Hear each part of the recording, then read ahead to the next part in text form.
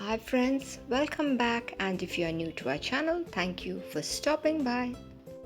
Well, today's video is going to be very interesting as my cousin is going to show you how we can decorate an alphabet cake. So without further delay, let us dive right into it.